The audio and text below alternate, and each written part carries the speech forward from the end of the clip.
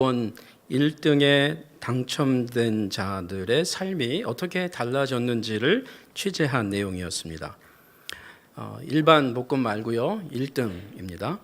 그 중에 놀랍게도 50%에 해당하는, 그러니까 반이죠. 반에 해당하는 분들이 생활이 행복해지기보다 오히려 불행해진 결과를 보도해 주었습니다.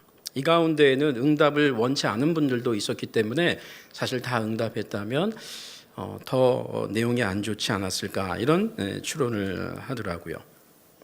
그들의 부부 관계가, 또 부모 자식 관계가, 친구 또 직장 동료 관계가 파괴가 되었고, 또 결국 정상적인 사회인의 생활을 하지 못하는 사람들이 많이 생겼다는 그러한 내용이었습니다.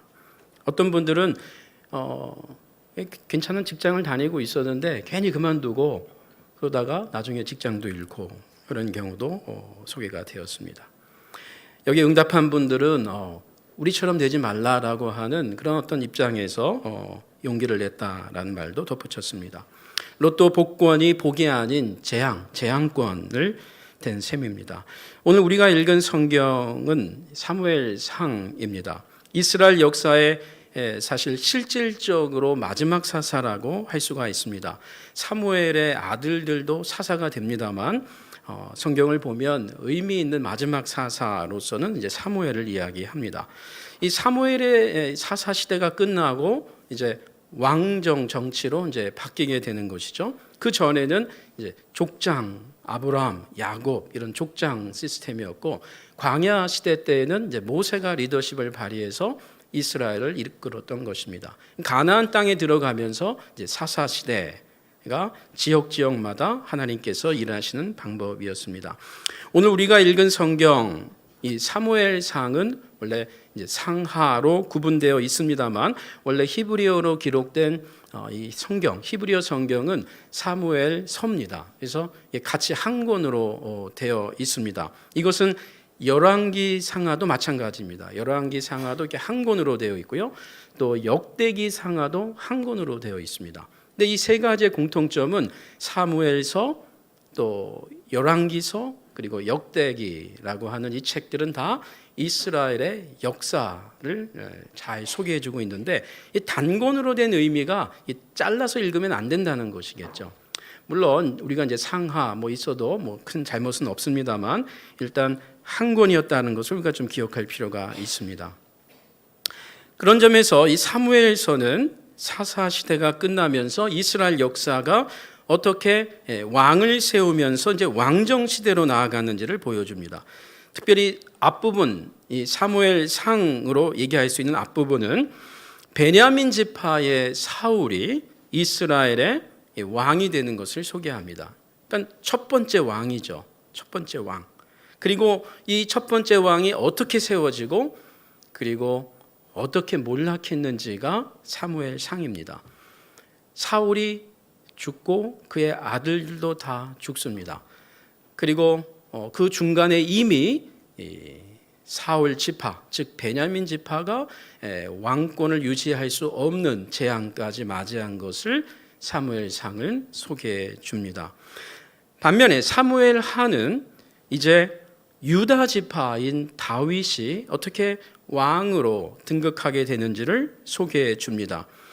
두 번째 왕이라고 할 수가 있는데, 실질적으로 이제 첫 번째 의미 있는 왕이죠. 왜냐하면 이스라엘이 전체가 몰락하기까지 이 유다 지파 다윗 왕가는 계속 가기 때문입니다. 그러나 사무엘하는 그의 다윗의 그 노년기까지를 소개해 줍니다만, 계속 이어지는 열왕기 상하를 보게 되면 이 다윗의 아들 솔로몬이 어떻게 이제 왕으로 등극하게 되는지를 보여주고, 또 그가 솔로몬의 성전, 또 예루살렘 성전이라고 하는 그 성전을 짓게 되는 것도 소개를 해주는 게 열왕기 상입니다. 다윗 왕가에 의해서 하나님의 집이 세워지는 것이죠. 그 전에는 성막, 옮겨 다니는 거룩한 텐트라는 말이죠. 그 전에는 제단, 이렇게 예배를 드렸던 것이었습니다. 그리고 이 열왕기 상은 이제 안타깝게도 이 솔로몬 이후에 북쪽과 남쪽이 갈라지면서 지파가 갈라지면서 마치 우리나라가 남과 북이 두 개의 국가가 되듯이 이스라엘 국가가 두 개로 갈라지게 됩니다. 그리고 마지막 열왕기의 하는 이스라엘 역사의 그 국가로서의 그 마지막 부분은 북쪽도 멸망하고 남쪽도 멸망하는 것으로 소개가 됩니다. 북쪽도 아시리아라고 하는 국가에 의해서 완전히 패망을 하고 남쪽 유다도 완전히 패망을 하고 예루살렘의 성전이 완전히 무너져서 바벨론으로 끌려가는 역사가 열왕기 하입니다. 이런 전체 큰 흐름을 다시 보여주는 책이 사실은 역대기 상하입니다. 그래서 사무엘 상부터 역대기 하까지는 이 말씀드린 이 왕가가 어떻게 시작하고 왕가가 어떻게 몰락했는지, 이스라엘 전체가 어떻게 몰락했는지를 보여주고 있습니다. 어찌 보면 그 가나안을 그리워하면서 사모하면서 광야 40년을 끝내고 약속의 땅 가나안에 들어갔던 이스라엘 백성들은 그곳에서 승리하지 못하고 하나님 백성다운 삶을 살지 못하고 다시 또 다른 광야를 맞이하는 아시리아로 바벨론으로 끌려가서 포로 생활 70년을 하게 되는 그러한 비극을 맞이하게 됩니다. 이런 역사적 문맥 안에서 이스라엘 백성들은 전 세계로 흩어지게 되죠. 나라를 잃어버린 백성입니다.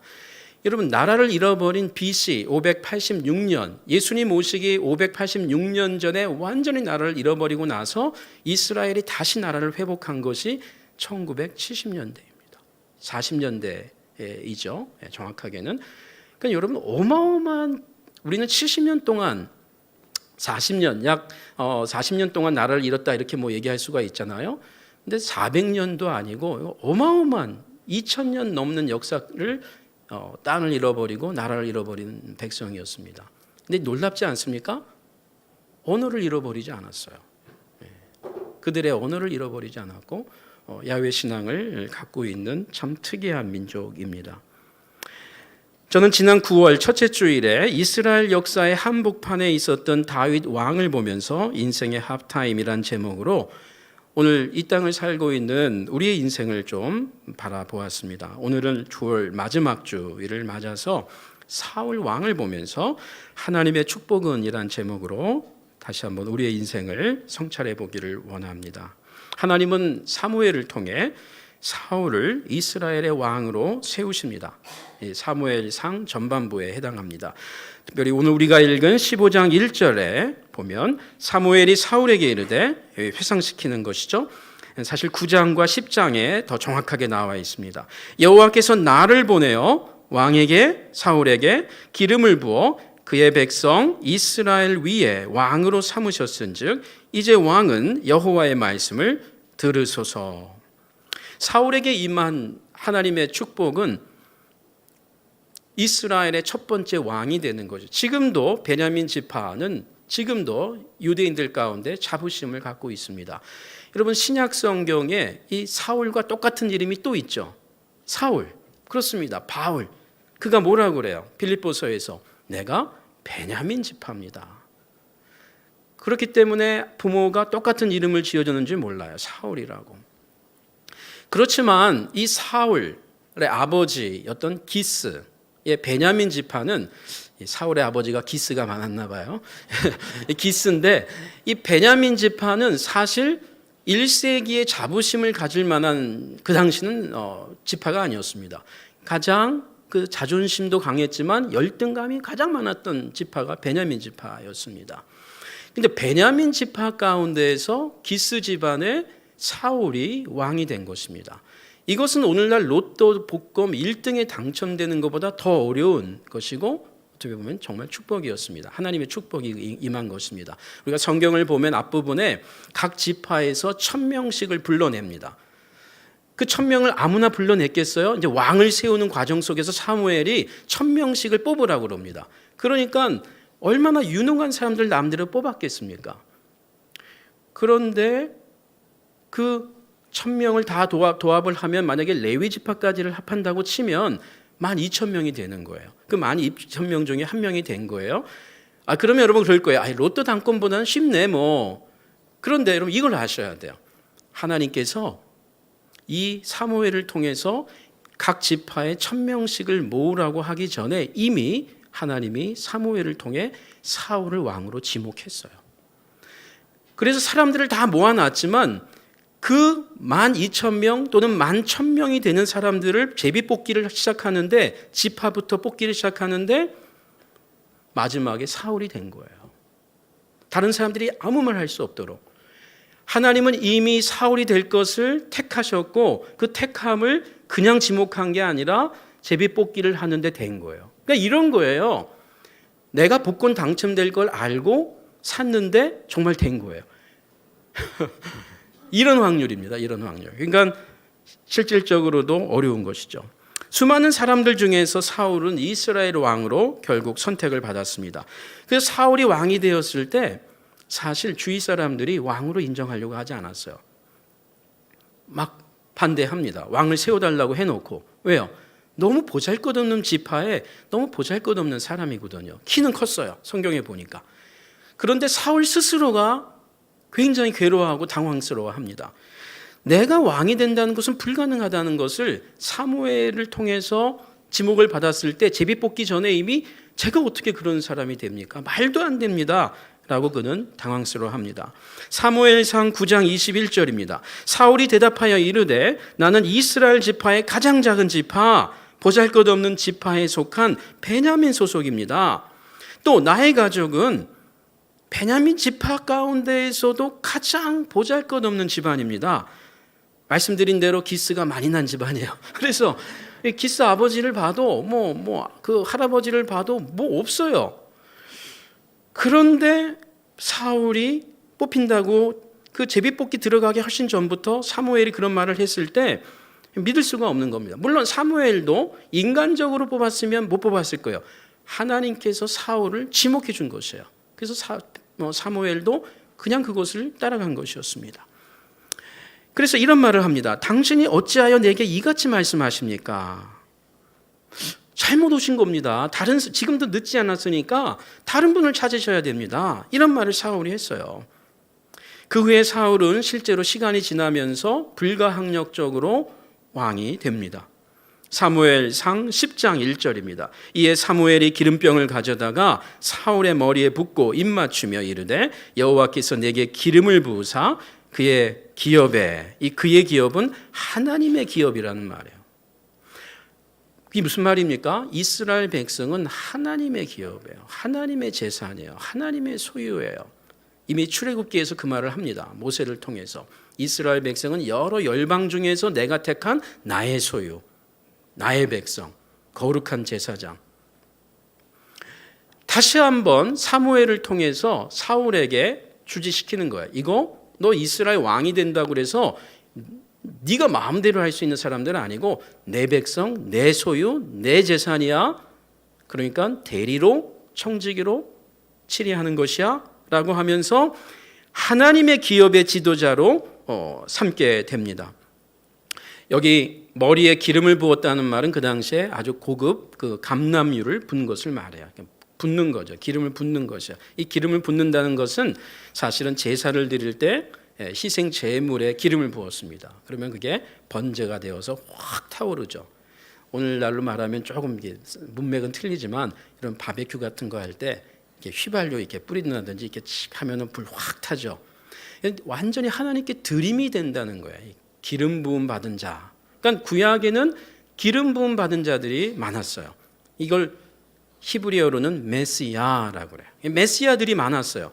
하나님께 기름 부음을 받았다. 하나님께 위임을 받은 거예요. 하나님의 사람, 지도자로 위임을 받았다는 거예요. 사사도 위임 받았고 왕도, 제사장도, 선지자도 기름 부음을 받았어요. 그래서 메시아들인데 이제 우리가 예수님을 메시아라고 하는 말은 그냥 기름을 붓는 정도가 아니고 하나님의 영으로 기름 부음을 받는다.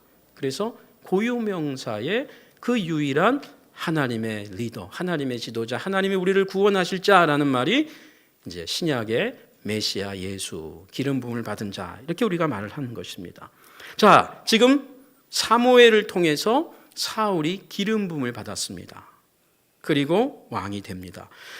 이 상황 속에서 사무엘이 하나님을 통해서 하나님의 메시지를 전달하면서 사울이 확신을 갖도록 해줍니다. 징표를 주십니다. 사무엘상 10장 9절 이하를 보면 그가 사울입니다. 사무엘에게서 떠나려고 몸을 돌이킬 때에 하나님이 사울에게 새 마음을 주셨고 이전에 없었던 강하고 담대한 마음을 부어주신 것이에요. 그날 징조도다 응하니라. 사무엘이 사울에게 이런 일이 있을 것이라고 예언을 한 3가지 정도를 줘요. 근데 그 일이 다 이루어져요. 아주 우연 같은 일들이 다 이루어집니다. 그래서 사울이 담대함을 얻게 돼요. 내가 정말 왕이 되는 거구나. 내 능력이 있어서가 아니고 하나님이 나를 왕으로 세워서 나를 통해서 일하시겠다는 거구나를 확신합니다. 그리고 결정적으로 하나님의 영이 사무엘상 10장 10절입니다. 하나님의 영이 성령이 사울에게 크게 임함으로 그가 사람들 가운데 예언을 하게 됐다라고 합니다. 이런 하나님의 놀라운 은혜와 축복을 받은 사울이 약 40년이 지나면서 날개 없는 새처럼 추락을 거듭하게 됩니다. 몇 번의 하나님이 깨닫게 하시는 일들을 주시는데도 계속 추락합니다. 그리고 말씀드린 대로 사무엘상 마지막 31장에 그와 그의 아들들이 다 죽게 됩니다. 하나님의 진노 가운데 왕의 권세와 명예를 모두 빼앗깁니다. 그리고 하나님의 은혜와 축복이 다른 사람, 다른 지파, 다윗과 유다 지파로 옮겨갑니다. 사울의 경우 하나님의 축복은 오히려 받지 않았더라면 더 좋을 뻔한 하나님의 진노로 결말을 갖게 됩니다. 왜 이렇게 된 것입니까? 사울은 자신이 받은 축복 때문에 하나님께 축복을 받았음에도 불구하고 그 축복 때문에 그 복 때문에 마치 로또 1등에 당첨된 그 돈 때문에 가정이 불행에 빠지게 된 것처럼 하나님께 축복을 받았던 그 이유 때문에 오히려 축복을 주신 하나님을 밀쳐버렸습니다. 한꺼번에가 아니었습니다. 조금씩. 여러분 혹시 산행 좋아하시는 분 계십니까? 산길 가다 보시면 약수터가 좀 있죠. 그 약수터에서 혹시 이런 거 보신 적 있는지 모르겠습니까? 그 물방울이 똑똑 떨어집니다. 한 방울이. 그런데 계속요. 그 밑에 돌이 파여버렸습니다. 망치로 하루 정도가 아니고 며칠을 해야 파들어갈 것 같은 그 웅덩이처럼 푹 들어가 버려요. 여러분 물방울 하나가 계속 떨어지니까 바위가 파들어갑니다. 이것은 긍정적으로 볼 수도 있고 부정적으로 볼 수가 있어요. 우리가 작은 일을 하나님 앞에서 의미 있게 나갈 때 거꾸로 우리가 죄악 같다고 생각하지 않는 일을 조금씩 반복적으로 계속 살아나갈 때 그 결말은 너무나 큰 차이로 끝이 나 버립니다. 왜 하나님의 축복이 오히려 하나님의 진노가 되어버린 것입니까? 왜 이렇게 된 것입니까? 사울은 자신이 받은 축복 그 이유 때문에 하나님을 밀쳐버렸습니다. 축복을 담는 그릇을 준비하지 못한 거죠. 구체적으로 말하면 처음 마음을 버려버린 것입니다. 음료수 이름 중에 좋은 이름이 하나 있습니다. 저는 그 음료를 먹지는 않지만 처음처럼 이름이 너무 좋아요. 너무 좋아요. 이게 익숙한 분들은 좀 의심도 해봐야 되는데 처음처럼 이전에 나약했을 때, 이전에 가난했을 때 그 처음 잊어버린 것입니다. 그렇게 겸손했던 사람이, 그렇게 겸손했던 사울이 아니 내가 어떻게 말도 안 되는 일입니다 라고 했던 그 사울이 너무나 당연한 것으로 이제 생각한 교만한 사람으로 변해버린 겁니다. 결국 사울 그는 하나님이 자신에게 베푼 그 축복만 받지 축복의 의미를 눈을 감아 버렸습니다. 자신이 받은 축복을 해석해내는 일에는 너무 어린아이같이 소홀해진 것입니다. 그렇다면 사울이 깨닫지 못한 결정적 과오가 무엇이었습니까? 그것은 하나님께 받은 축복이 나와 우리 가족, 우리 지파만을 위한 것이 아니고 이것은 하나님의 백성, 내 백성이 아닌 내 민족이 아닌 하나님의 백성, 하나님의 소유를, 하나님의 재산, 기업을 섬기는 그 사명을 놓쳐버린 것입니다. 하나님의 축복이 자신의 사명이었다는 사실을 잃지 못한 것이죠. 사울이 받은 축복은 자신만이, 가족만이, 지파만이 누릴 것이 아니라 이스라엘 백성을 위해 섬겨야 했던 수단이고 거룩한 통로였습니다. 하지만 그는 하나님의 은혜와 복을 가두어 버렸습니다. 흘러보내야 할 물을 고이는 물로 방치해 버렸습니다. 결국 그 물은 자신도 자기 자녀들도 먹지 못하는 썩은 물이 되어 버렸습니다. 축복이 사명이라는 진실을 잃어버린 영혼에게 나타나는 대표적인 현상이 무엇일까요? 성경은 이 사울의 인생을 통해서 교만이라고 합니다. 어찌 보면 사울보다 다윗이 더 큰 죄악을 하나님 앞에 범했다고도 할 수 있어요. 그런데요, 다윗은 그 교만의 어떤 과정에서 돌이켰습니다. 회개하고 다시 처음처럼 돌아갔습니다. 사울은 계속 갑니다. 사무엘상을 읽어보십시오. 왕이 된 지 2년이 지나자 사울은 왕의 직무가 아닌 제사장의 고유 권한까지 침범을 합니다. 사무엘상 13장 8절 이하입니다. 사울은 사무엘이 정한 기한대로 이레 동안을 기다렸으나 사무엘이 길갈로 오지 아니하매 백성이 사울에게서 흩어지는지라. 사울이 이르되 번제와 화목 제물을 이리로 가져오라 하여 번제를 드렸더니 번제 드리기를 마치자 사무엘이 온지라. 번제는 아무리 본인이 왕이어도 할 수 없는 일이었어요. 이건 하나님께서 제사장에게만 준 것입니다. 사무엘에게 준 것이야. 그런데 정한 시간이 지났다고 하면서 이 일까지 하게 하는 것입니다. 여러 가지 이유가 있었습니다. 사실은 사울에게는 이미 그가 어느 정도 이 교만의 도가 넘어서면서 백성들의 마음이 흔들리기 시작했습니다. 그러면서 떠나려고 하는 마음도 있었던 것이죠. 사울은 그 마음을 더 잡고자 제사장 노릇까지 하려고 하면서 그들의 마음을 붙잡으려고 했던 것입니다. 그리고 그 다음 날 사무엘이 왔습니다. 사무엘이 이렇게 얘기하는 것이죠. 사무엘이 온지라 사울이 나가 맞으며 문안하매 사무엘이 이르되 왕이 행하신 것이 무엇이냐 하니, 아니 지금 제사를 사울 왕 당신께서 드린 겁니까? 사울은 어떤 사람입니까? 사무엘이 쭉 지켜보면서 그가 어릴 때부터 왕이 될 때까지를 지켜보면서 하나님의 선지자로 섬겼던 사람 아닙니까? 사무엘이 다 보아왔죠. 그 겸손했던 사울이 이제 왕의 자리도 넘어서서 제사장의 일까지 백성들에게 죄를 사하는 것까지 감당하고 있는 모습을 보면서 사무엘이 한 말이에요. 왕이 지금 행한 것이 무엇인지 아십니까? 오늘날로 말하면 이런 말이에요. 사울 왕, 너 많이 컸다. 사울이 이르되, 사울이 이때 뭐라고 하면 됩니까? 죄송합니다. 실수했습니다. 잘못했습니다. 제가 깜빡했습니다. 그런데 그의 답변은 이렇습니다. 백성은 내게서 흩어지고 있고, 백성을 핑계대죠. 당신은 정한 날에 오지 아니했고, 사무엘을 핑계대고요. 그리고 블레셋 사람들은 믹마스에 모였음을 내가 보았나이다. 지금 우리를 쳐들어오려고 하는 블레셋 족속들이 오고 있습니다. 이에 내가 이르기를 블레셋 사람들이 나를 치러 길갈로 내려오고 있기 때문에 내가 여호와께 은혜를 간구하지 못하였다 하고 아직 제사를 드리지 못했기 때문에, 당신이 늦었기 때문에, 제 시간에 와서 예배를 못 드렸기 때문에, 그 말이에요. 은혜를 간구해야 되는데 은혜를 간구할 수가 없는, 제사를 놓쳤기 때문에 다 뭐예요? 지금 사무엘을 문제 삼는 거예요. 그래서 부득이하여 번제를 드렸나이다 하니라. 사무엘이 사울에게 이르되 왕이 망령되이 행하였도다. 사실 사무엘이 사울에게 이런 말을 하는 것은 정말 쉬운 일이 아니었습니다.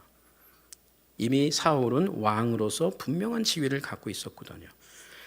저는 사무엘이 이런 말을 할 수 있는 것이 사울에게는 참 마지막까지 복이었는데 그것도 내리치죠.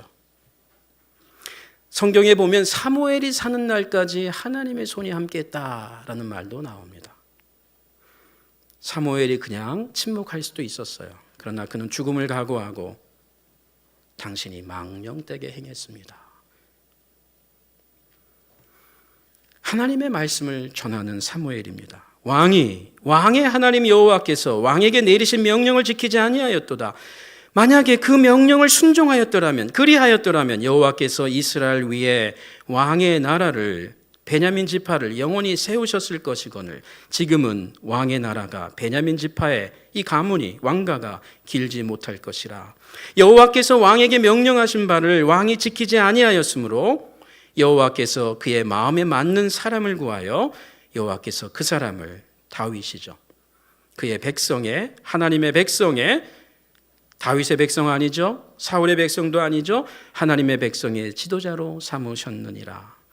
사울이 왕이 된 후에 교만한 사람이 된 정황을 또 발견하게 됩니다. 사무엘상 14장 35절 계속해서 나타나는 일입니다. 사울이 여호와를 위하여 제단을 쌓았으니 이는 그가 여호와를 위하여 처음 쌓은 제단이었더라. 여호와를 위하여 제단을 쌓았다는 말은 오늘날로 말하면 하나님께 예배 드렸다라는 말입니다. 왕이 된 사울은 이전과 달리 하는 일이 많아지고 분주해졌겠죠. 그렇기 때문이었을까요? 사울은 자신이 받은 그 왕의 축복 때문에 일도 많아지고 사람 만나는 일도 많아진 것입니다. 그리고는 결국 하나님과 만나는 시간이 사라지게 되었습니다. 놀랍지 않습니까? 하나님이 베푸신 바로 그 축복 때문에 하나님께 더 가까이 가기보다는 하나님으로부터 더 멀어질 수 있다는 이 사실과 이 현실.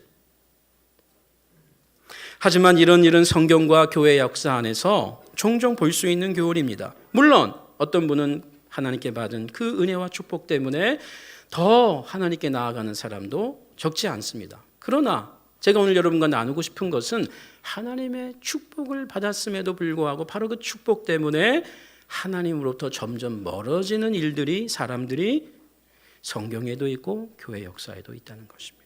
아니, 지금 우리 가운데도 있을 수 있습니다. 부모의 혜택을 많이 받은 자녀가 오히려 부모의 사랑을 적게 받은, 지원을 적게 받은 자녀보다 부모를 더 거역하고 버리는 것과 유사하다고 할 수가 있습니다. 몇 년 전 신문에 나온 일입니다. 여행 중에 치매에 걸린 아버지를 그냥 거기에 두고 온 사건 말입니다. 오죽했으면 그랬을까라고 생각도 해봐야 하겠지만 그래도 그것은 인륜을 저버리는 일입니다. 모르긴 해도 그 자녀는 부모에게 사랑을 받았을 것이 분명합니다. 그런데 이것이 가능하다는 것입니다.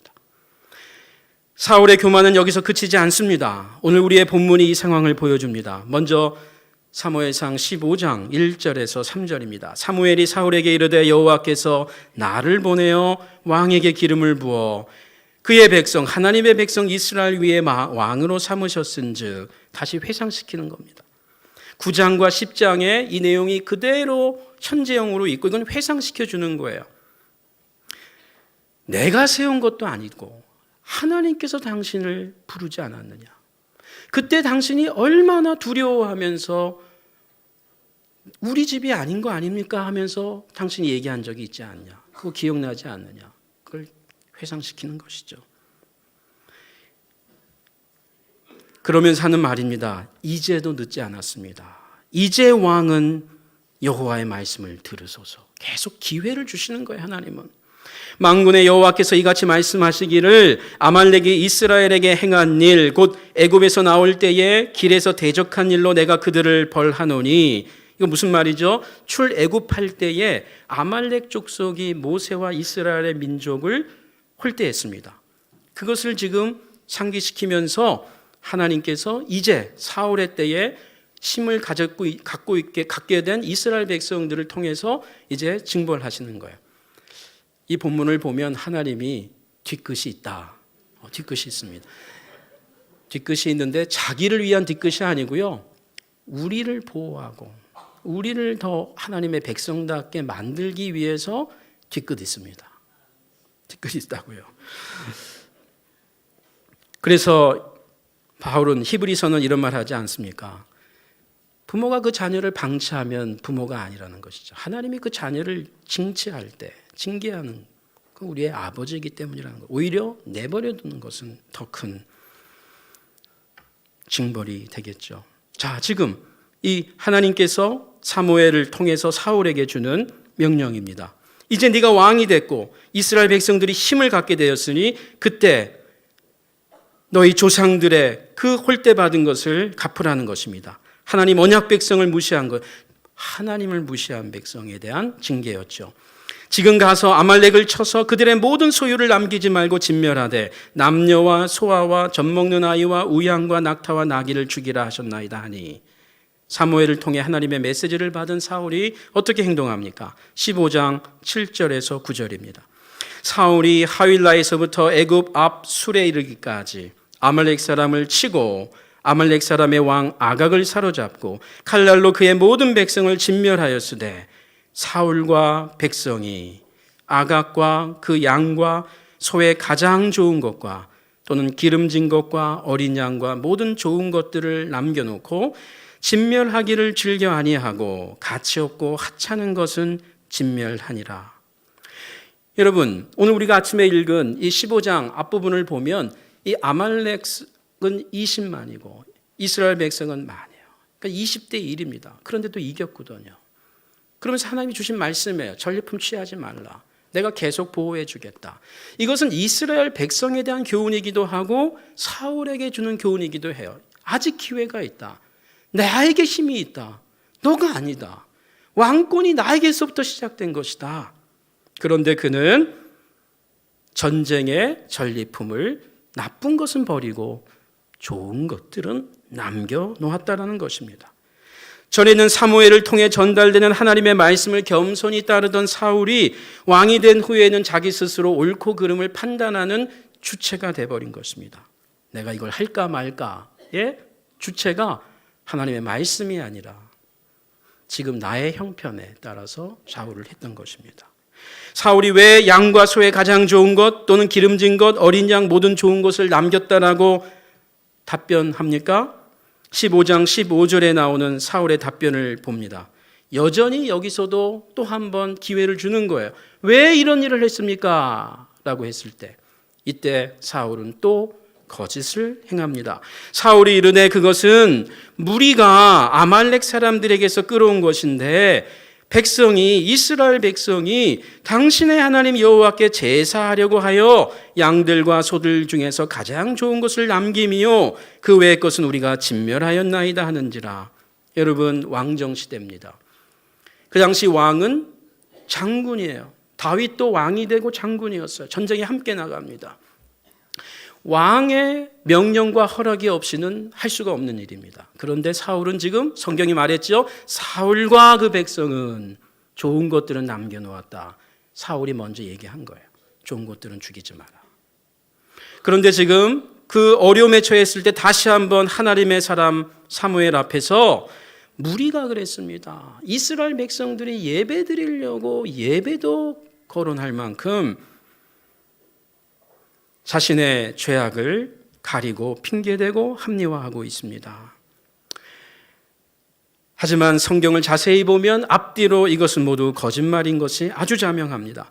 사울은 왕으로서 자신의 인기와 명예를 잃어버리고 싶지 않았습니다. 점점 사람들이 떠나기 시작했습니다.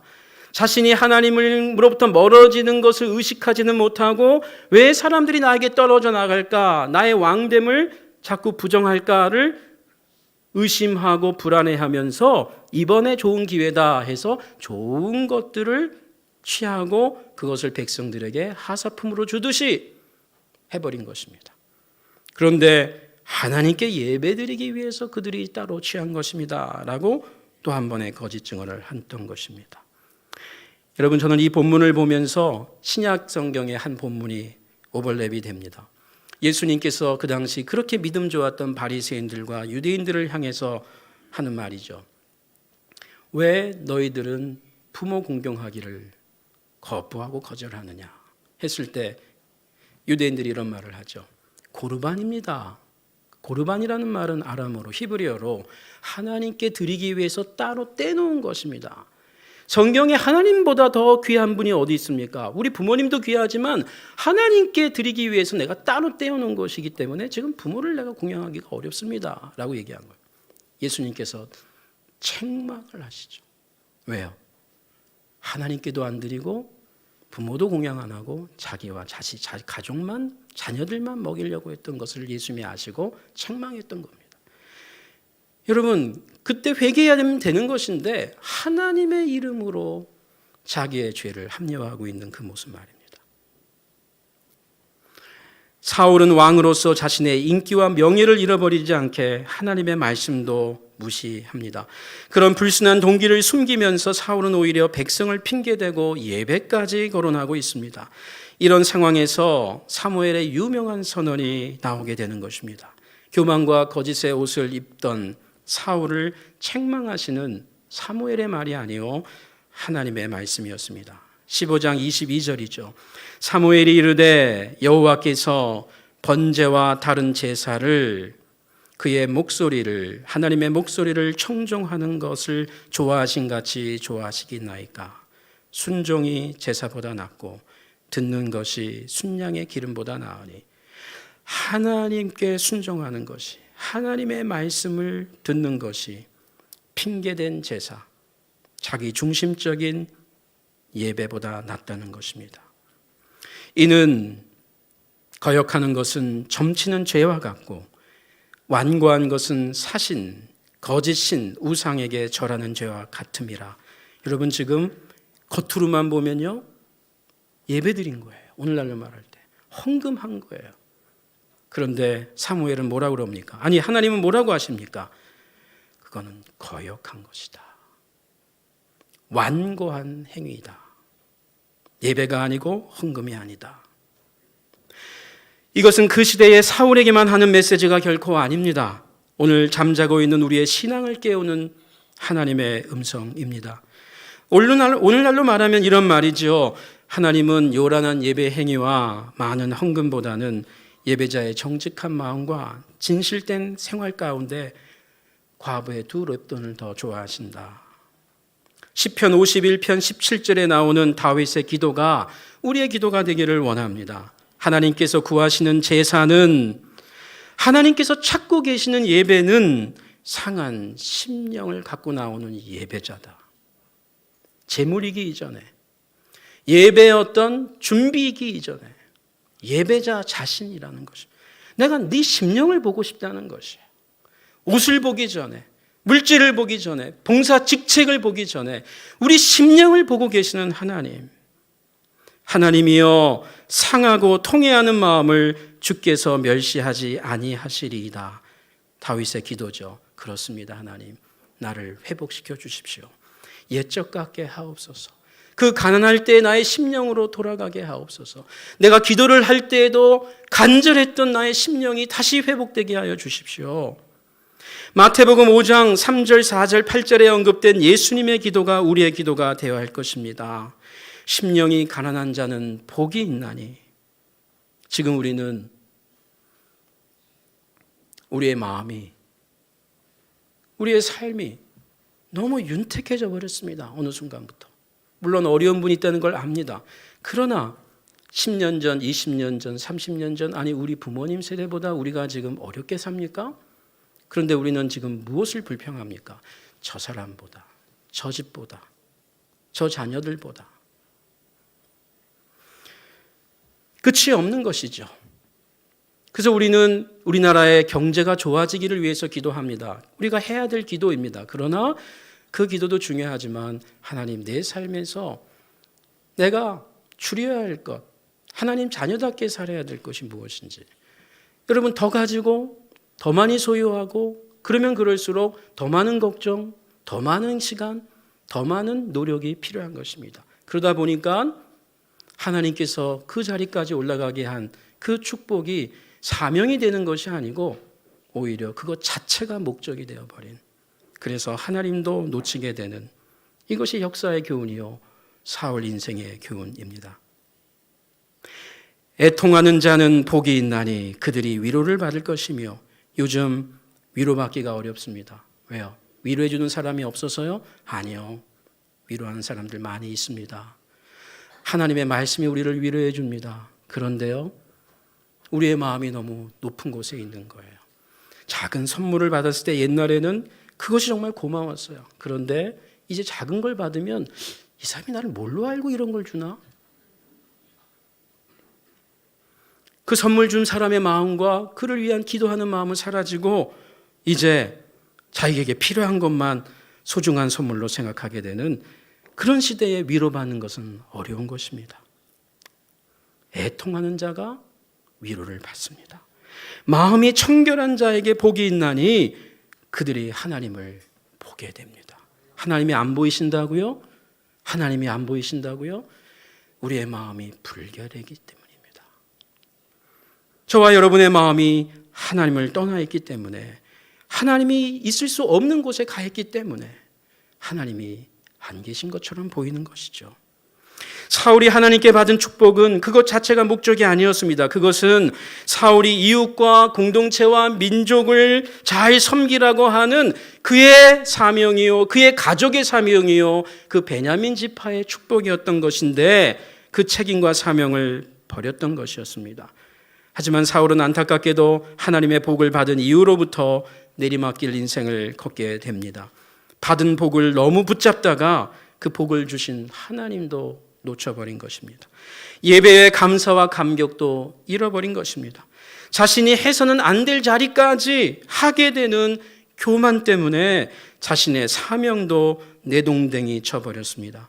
하나님의 말씀도 덧붙이고 빼버리는 그 일을, 판단을 자신이 스스로 함으로써 결국 하나님도 무시하고 재물을 더 사랑하게 되었습니다.